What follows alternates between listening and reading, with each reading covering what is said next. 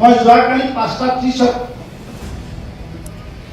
ভাৰতীয় জনতা পাৰ্টিৰ পৰা ৰিজাইন দিছোঁ। মোৰ পৰিয়ালৰ মানুহে এতিয়াও নাজানে যে মই ৰাইজৰ দলত যোগদান কৰিব আহিছোঁ। বিজেপিত এতিয়া চলিছে দল ত্যাগৰ জোৱাৰ। পুৰণি নিষ্ঠাবান নেতা-কৰ্মীক গুৰুত্ব নিদিয়াৰ ফলতেই বিজেপি এৰিলে বহু নেতা-কৰ্মীয়ে।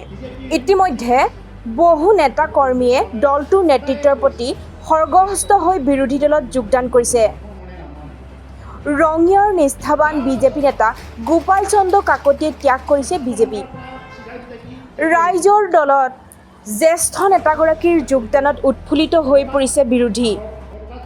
কাৰণ ৰঙিয়া সমষ্টিত বিজেপিৰ দুৰ্গ স্থাপনত সিংহভাগ অৰিহণা আছিল জ্যেষ্ঠ নেতাজনৰ।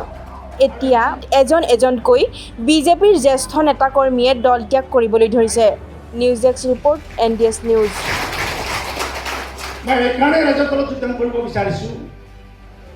নীতিটো চব দলৰে আছে, নীতি চব দলৰ আছে সংবিধানত,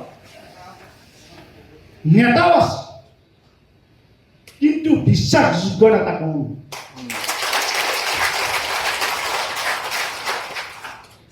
অখিল গগৈ ডাঙৰীয়া, কিষাণ আমাৰ কৃষক মুক্তি আৰু ৰাইজৰ দলৰ মাজত আমাৰ বহুত মত পাৰ্থক্য আছে, নোহোৱা নহয়, বহুত মত পাৰ্থক্য আছে।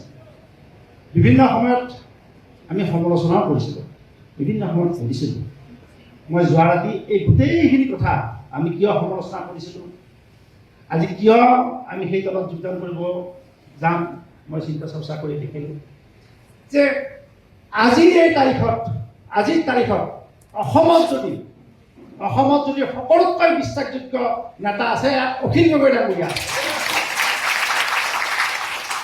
তেওঁৰ হাতত দেশ আৰু জাতি সুৰক্ষিত হ'ব বুলি মোৰ দৃঢ় বিশ্বাস আছে। মই চাইছোঁ, মই গুগলত চাইছোঁ, ইউটিউবত চাইছোঁ, আকৌ চাব যত্ন কৰিছোঁ। মই বিজেপিক সমালোচনা কৰা নাই, খং আছে, ক্ষোভ আছে, তথাপিও মই বিজেপিক সমালোচনা কৰা নাই। কিন্তু আজিৰ তাৰিখত মই মোৰ নিজক ধিক্কাৰ দিব বিচাৰিছোঁ। এই কাৰণে যে জীৱনৰ সোণালী সময়, যেতিয়া আমি যুৱক আছোঁ, যেতিয়া আমাৰ ভাল ইনকাম আছিল, সেই সময়ত আমি বিজেপিৰ কাৰণে তন মন ধন দি কাম কৰিছিলোঁ।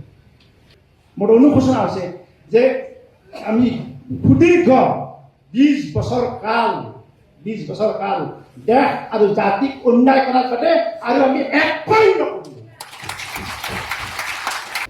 বিজেপি চৰকাৰ নিৰ্বাচন, বিজেপি দল নিৰ্বাচন।